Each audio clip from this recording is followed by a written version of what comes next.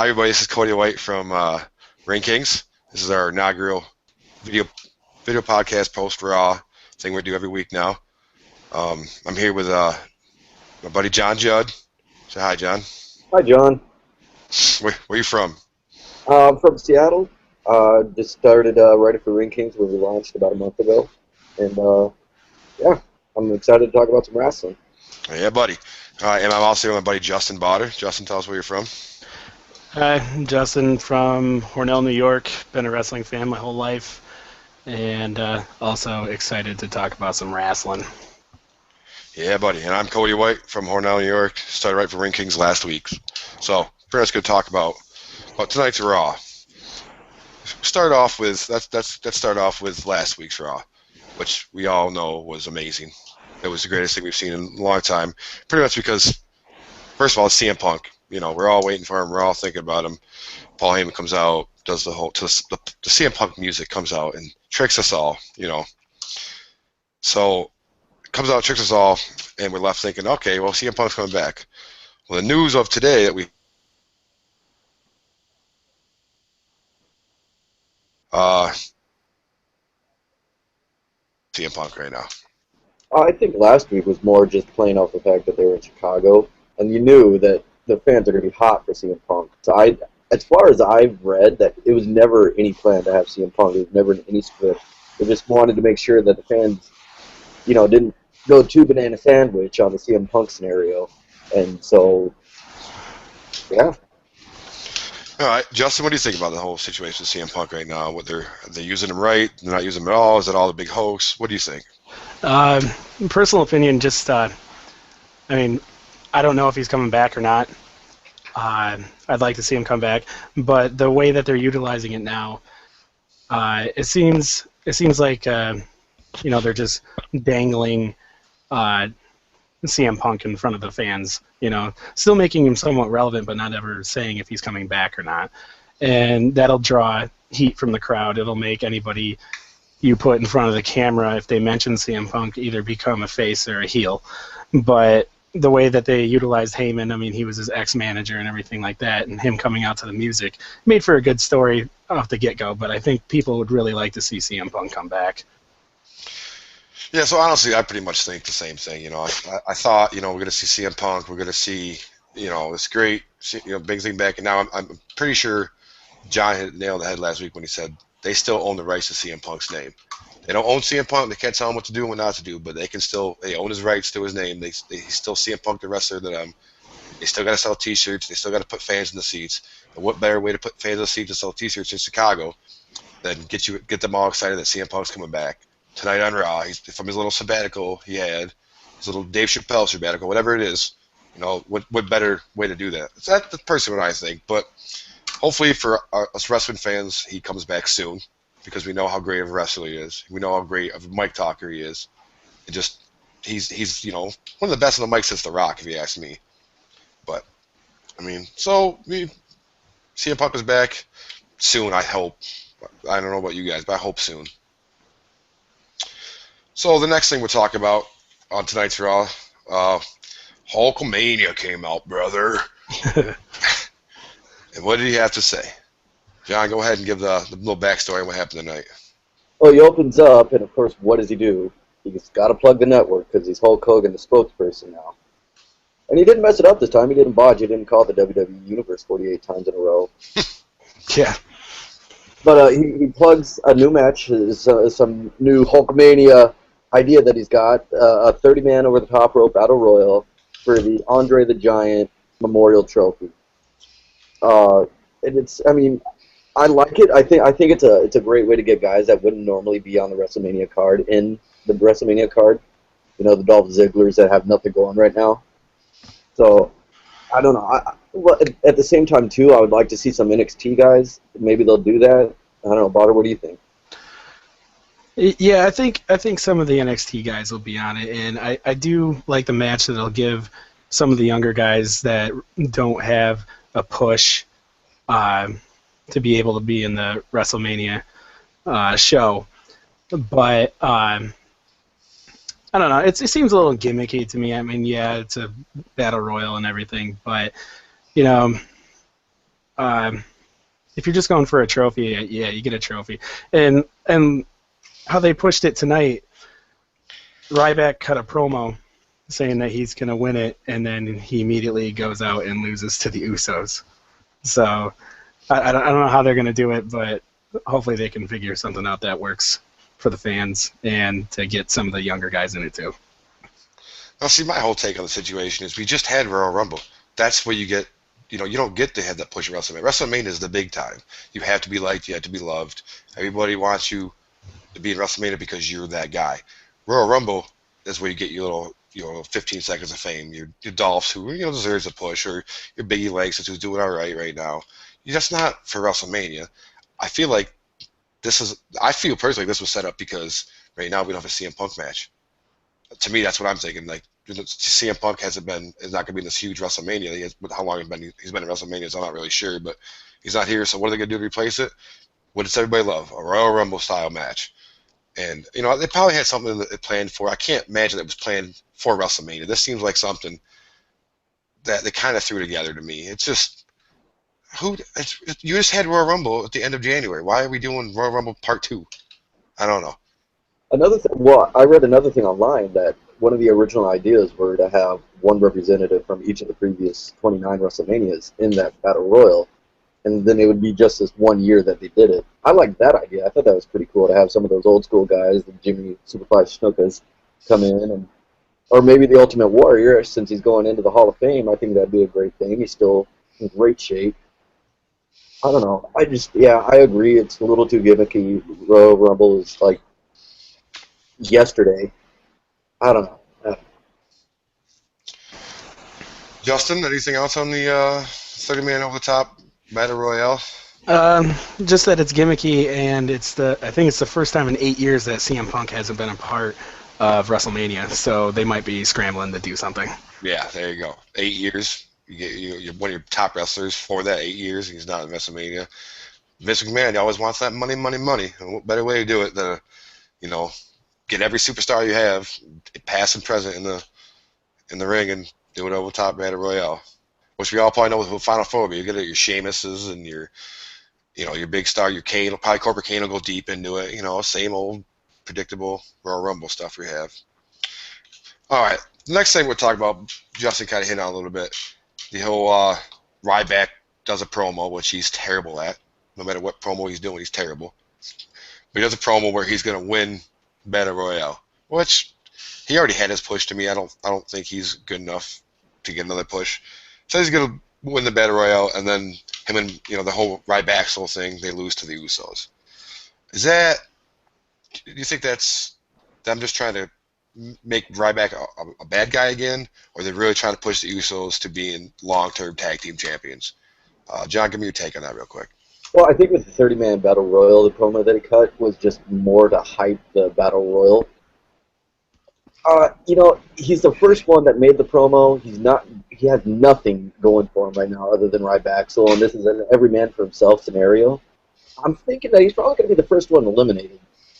It's sad because he had so much potential. Couldn't talk at all. But he had a good look, and when he was a face, he had so much going for him. It's sad to see how far he's fallen. Justin?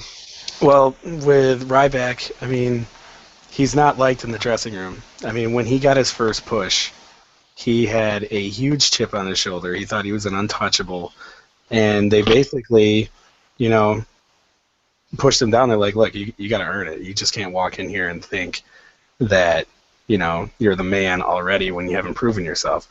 So, I mean, I don't know about Curtis Axel's situation, but he seems like he's almost getting the same treatment, and what do you know? You put those two guys together, and then you have Ryback. But with Ryback, cutting the promo, yeah, John, it probably was to hype up the Battle Royale, but still, no one really cares about Ryback right now, at least in my opinion. I mean, he hasn't done much.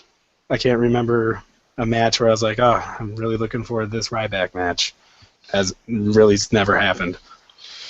Well, see, I'm going to have to bite my tongue a little bit here because I'll be the first one to admit that when Ryback got that push, you saw me feed me more everywhere I went. I loved it. I loved the whole, Goldberg-esque Ryback they pushed him with, and I thought this guy's going to be huge.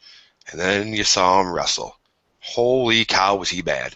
He's hated in the locker room, not only because of his chip on his shoulder attitude. He has some of the worst bumps ever.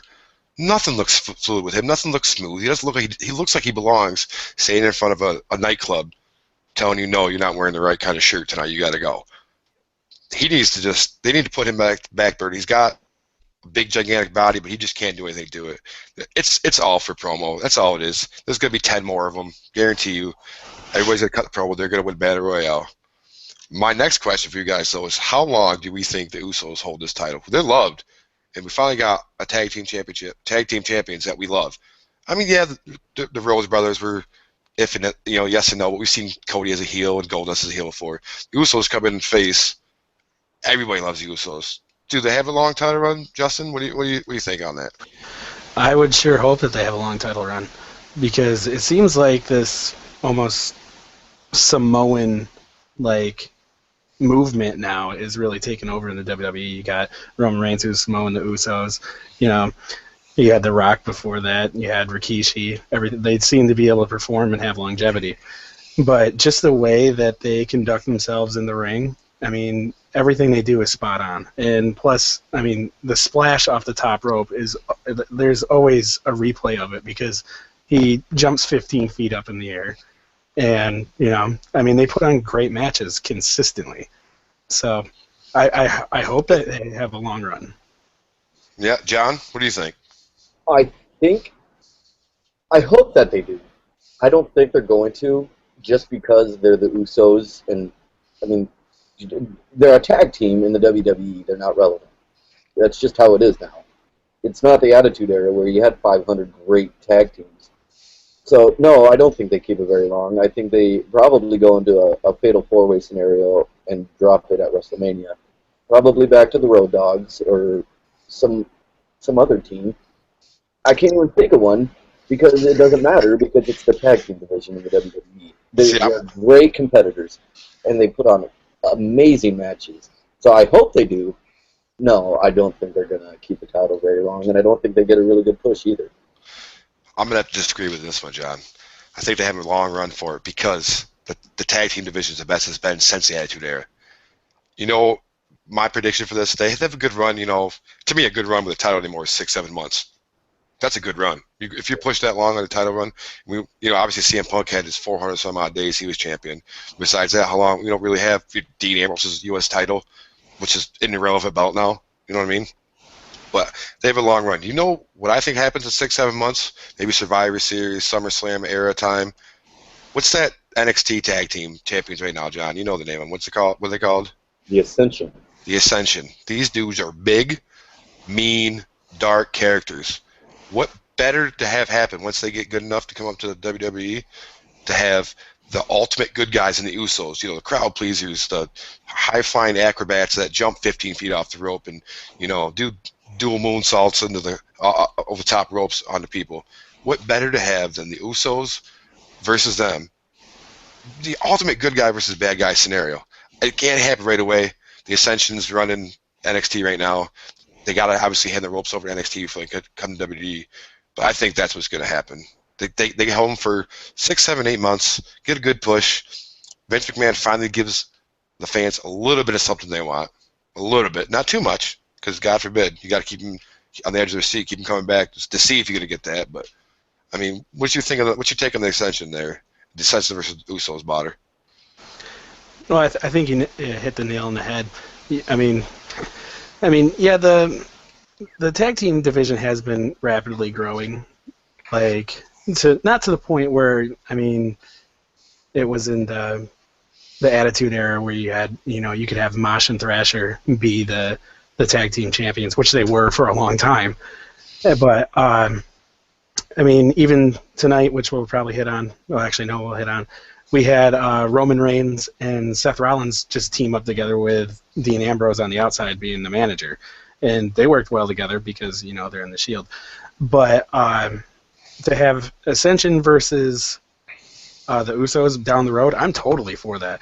Give the Ascension a push, have them come into contact with the Usos, build them up for a little bit, and then have them go at it. I mean, do the Ascension win it right away? Who knows? But I hope that the Usos at least have it for more than 2 months, because you have the New Age Outlaws who are geriatric and saying, but I mean, they've been there forever. Yeah, they've earned their stripes, but come on, time to pass the torch. Time to, let them do their thing. Well, Cody, can I throw a question out to you? Yeah, go ahead. Who do you think they face at WrestleMania, and do they get the main show WrestleMania match for the tag team titles, or is it like a pre-show? Who do you think they face? Well, right now, the way that WWE's going, with the pre-shows on the WWE Network, I did an article on it today. That's on Sports Kings Goes to Combat. You'll see the article there. It's pretty nice. But the WWE app is amazing right now because you can see all these pre-shows, post-show stuff, but they got to have something to keep the people there for the pre-show. So that's a very good chance that the title match will be on the pre-show. I'm sure I follow Road Dogg on Twitter. He's been talking about his back and how it's so sore. He's been icing it and heat ice. I have a feeling that's going to come down to the Usos versus the Old Age Outlaws. I don't care what you say. They're Old Age Outlaws now. They're not New Age anymore. And the Usos hold on to it. They have to, because Billy Gunn and Road Dogg are just too old. They can't do a decent title run. And you got Goldust. You got your Goldust and your Cody Rhodes, the brother tag team there, which I like them as champions, but they kind of already had it pushed. You give them another push back. I don't really think so. You got your Los Matadors with the ole, but they're not quite. I don't think they're quite to the level that Usos are at yet. They're up there with the fanfare and everything. But I say pre-show WrestleMania, New Age Outlaws versus Usos. Usos win in auto splash, John.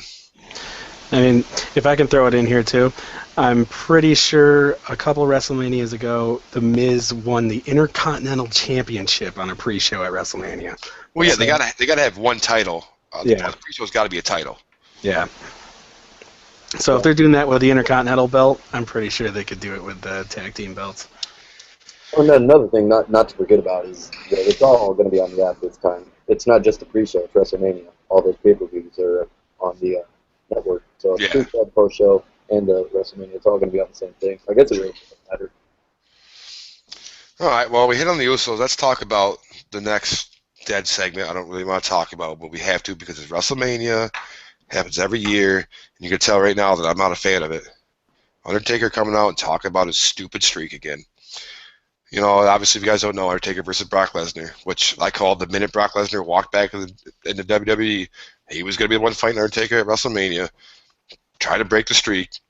He pretty much talked about tonight. John, go ahead and say what happened tonight with Taker's little segment there with Paul Heyman. Well, he walked out. It took 45 minutes for him to get to the ring. And he started to talk, but got interrupted by Paul Heyman.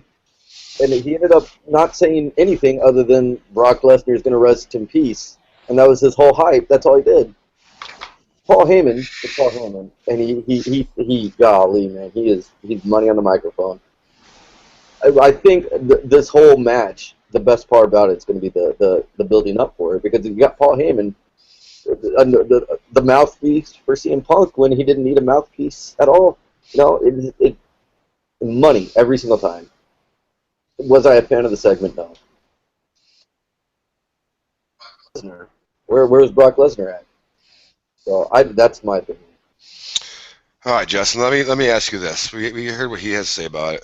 How sick are you? Are you sick of the streak, or are you kind of a fan of the streak? I've been sick of the streak for the last 10 years. I mean, personally, not a big Undertaker fan. I just don't like him. But yeah, I think they started hyping his streak at 11, and now it's 11. It's like once you start hyping and you start playing, it doesn't matter if it's one of the best matches you can watch. You already know who's going to win it because it's probably somewhere in his, when he renews his contract, he's like, well, I'm going to come back. I'm going to get out of my coffin and, wrestle for two matches, maybe. He'll probably just have WrestleMania.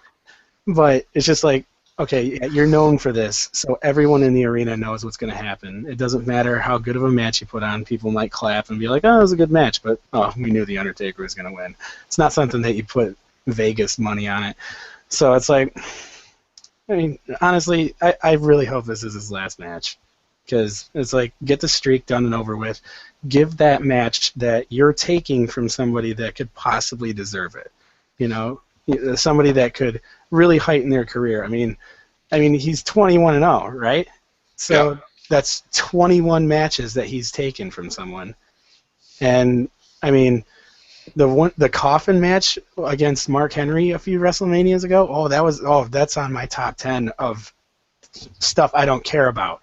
So, I mean, yeah, just get it done and over with, Taker. Don't waste our time anymore. And as for Brock Lesnar, I wouldn't have shown up either. Who cares? I mean, he's out drinking Coors and eating Jack Links. He's still whatever. I have no interest in this. I will probably not. I'll watch the match, but I won't pay much attention.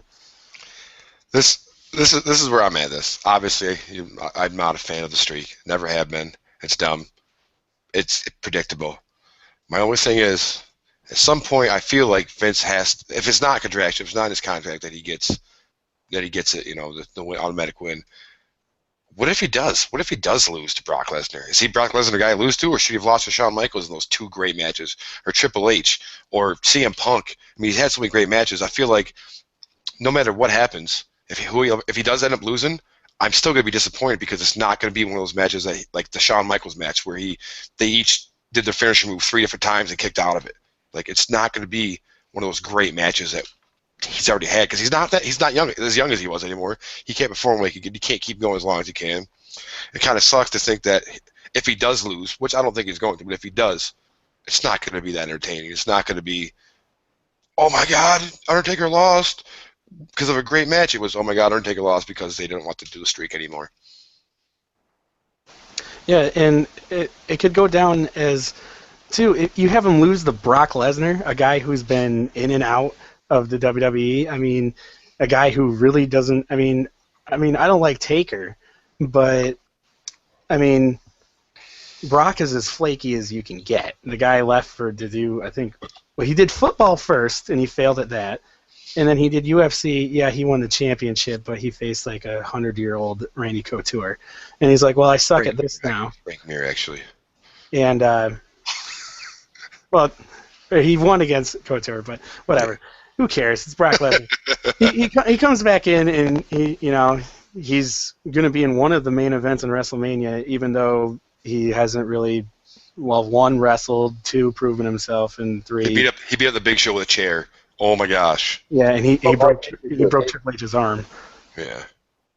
What was that, John?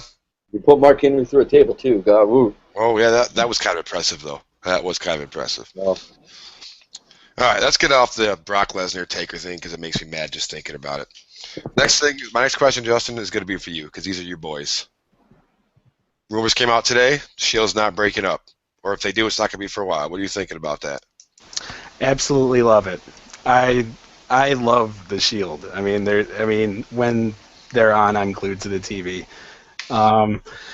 If that rumor's true, I mean, there's endless possibilities to what they could do. I mean, you can always have the tension in the Shield or whatever, but Seth's the glue. Ambrose is the wild card. Roman Reigns is the powerhouse. I mean, and they're great in the ring. They are so fun when they sound. They're high energy. You got Seth Rollins flying off the top rope. You've got Dean Ambrose doing God knows what. And then you've got Roman Reigns, who, for a big guy, is lightning quick. I mean, when he goes for the spear, it takes 2 steps and he's already in the other ring post. So, and plus, you have this wavering tag division right now, but like they did it today, it was Seth Rollins and Roman Reigns put on a great match. And then, you can interchange it. You could have Seth and Dean, Roman and Dean, and just have them go up whoever fits the bill correctly. Ever since the Shield came to the WWE, I've been a fan of them.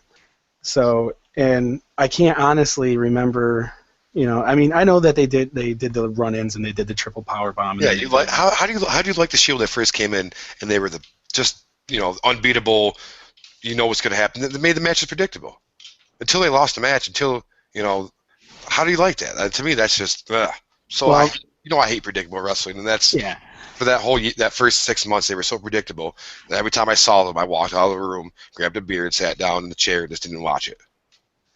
Well, I liked it because for me, it felt like they revived almost the Randy Orton Legend Killer gimmick, that they would pick out their person, they'd leave their mark, and then people would be like, "Whoa, they just triple powerbomb The Rock," and then I mean, they gave him the correct push. And all of these guys are humble. If you watch any outside interview, they don't have big egos or anything like that. These guys know their place, and they've all worked hard. And I knew that previously, but I mean, yeah. As for the predictability of their first run in the WWE, yeah, but still, they're the Shield. I hope 5 years down the line, if they're still together, I'm going to be a happy guy. So. All right, John, yay or nay, Shield together? Do you like it? Do you hate it? What do you want? I hate it.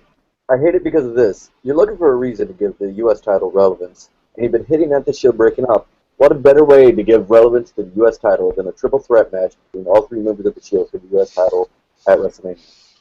And all the reasons that Botter just listed off a whole bunch of really good reasons why they're all great. Not together, though. Seth Rollins is Seth Rollins. He could go off, and my thinking is this. Triple threat match for the U.S. title at WrestleMania. Seth Rollins wins it. Dean Ambrose is going to be fine with his talking ability. Roman Reigns is just so hot right now, it's ridiculous. Insert him into a main event picture or have him win Money in the Bank. You put the title on Seth Rollins, you give him relevance, you don't bury anybody, and everyone's fine. I think the Shield have ran their course. They're going to keep doing the same thing that they've been doing for the last year. They're going to run in and they're going to triple powerbomb people, or they're going to do tag matches that they're going to win. I like that. That's a good idea. I think the time is over for the Shield. I think they all need to go their separate ways. Yeah, I mean, I don't know, separate ways. I still think it's going to be Roman Reigns that leaves him. Personally, I think he's going to leave, and he's going to have a good title run. Not this year, but starting 2015. He's going to be the guy. He's going to be the face of WWE for a few months, 5, 6, 7 months. Once Daniel Bryan runs his course and all that, what's actually going to lead right to our next topic. What we all would wait to talk about, what everybody probably is going to watch and want to talk about tonight. Occupy Raw. John, go ahead and give a little backstory of what happened, the whole Occupy Raw thing tonight. Well, it started off that Daniel Bryan came out and he was talking about how he's going to do a sit-in Occupy Raw thing until he gets his match with Triple H. And you start off thinking that it's just going to be the same old. And then out of nowhere, like 100 people show up in the ring, and they cut to commercial. And then like 200 people show up in the ring, and they just all start doing the yes chant. And it's the coolest thing I've ever seen.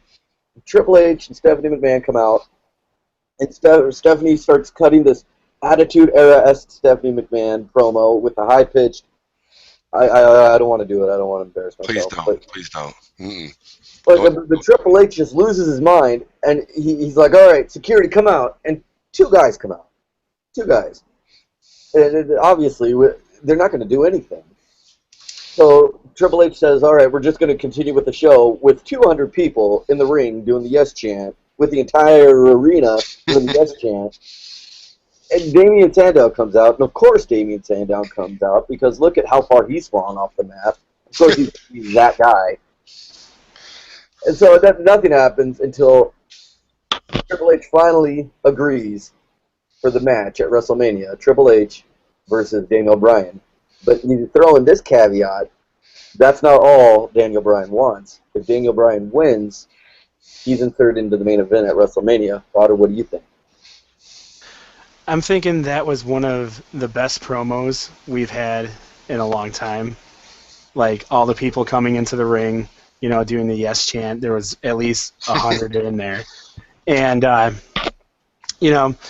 and finally, Daniel Bryan gets what he wants, but then he throws in that little extra. If I beat you, Triple H, it's going to be a triple threat match with Randy Orton and Batista and Daniel Bryan.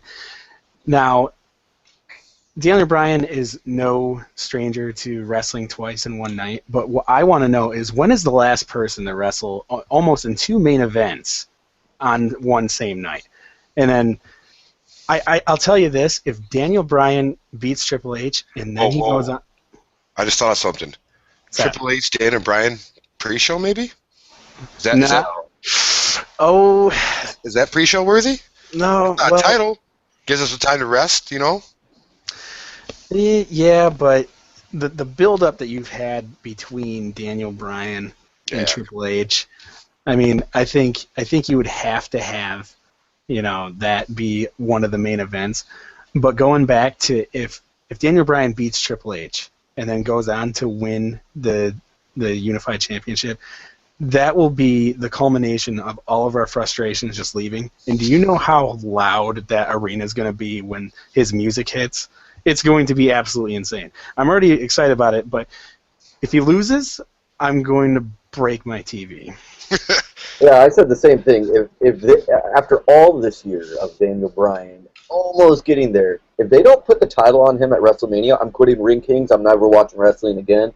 I wouldn't even acknowledge it. I don't even know what wrestling is. Let me just say this to start off to Vince McMahon. You got me. You played me good. Even have a chance at championship. You played me. You played me like a damn fiddle, and you got me good. It was an awesome idea. Don't give the people what they want. I'm not a big fan of the whole Occupy Raw. Just make it all political.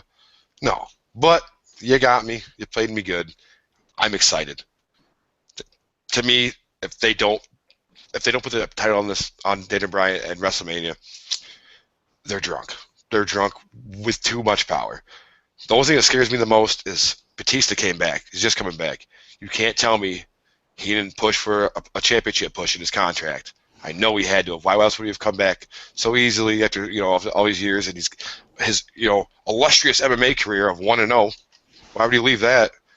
Without having a chance at championship. I'm worried. I'm happy. I'm happy that we as fans who've been begging for this, literally begging every single Raw pay-per-view for the last 4 or 5 months for just a chance at the championship. We're finally getting it. I'm also at the same time, I'm extremely worried because Batista's also in that match. And he's the one that just came back. He's the one that he failed at it, but they were supposed to bring him back. He was supposed to be a huge thing coming back. So I'm wondering what's in that contract. I really am. Well, they accomplished something, and that's the people are finally talking about WrestleMania. People are excited for it because before tonight, there was nothing on that card that anybody wanted to see. Justin, your take on the overall card of WrestleMania right now. Let me see what you're thinking about. Battle Royale, Triple H versus Daniel Bryan, possibility of a triple threat match for championship. What are you thinking? How's WrestleMania looking to you compared to other years? It's looking up.